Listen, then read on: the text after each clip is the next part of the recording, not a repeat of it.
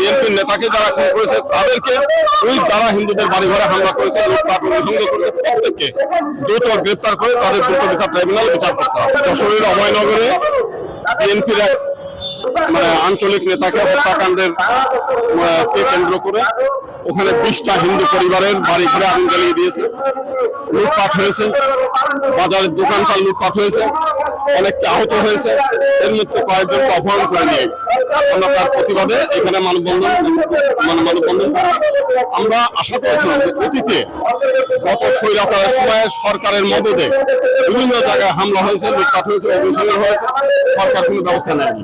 তবে এবার আমরা সরকারকে অনেক অনেক ধন্যবাদ জানাই যে ঘটনার সঙ্গে সঙ্গে সেনাবাহিনী সেখানে অভিযান চালানোর জন্য গিয়েছে, পুলিশ গিয়েছে, ফায়ার সার্ভিস গিয়েছে, কিন্তু দুষ্কৃতিকারীরা তাদেরকে বাধা দিয়ে যতক্ষণ পর্যন্ত বাড়িঘর না পড়ে ততক্ষণ পর্যন্ত তারাই অগ্নিসংযোগ চালিয়ে গিয়েছে।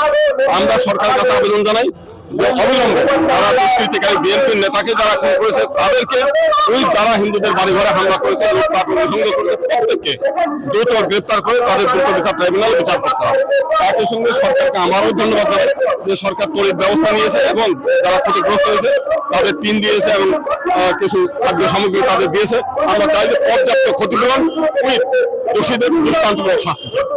5 তারিখের পরে হিন্দু সম্প্রদায় একটু স্বস্তি নিঃশ্বাস ছিল, গত 15 বছরের দুঃসহ যে নির্যাতন সেইটার থেকে মুক্তি পেয়েছিল, কিন্তু এখন আবার যে ঘটনা ঘটছে এতে সারা বাংলাদেশের মানুষ হিন্দু সম্প্রদায় হতাশ এবং অত্যন্ত আতঙ্কগ্রস্ত অবস্থায় দিন যাপন করছে।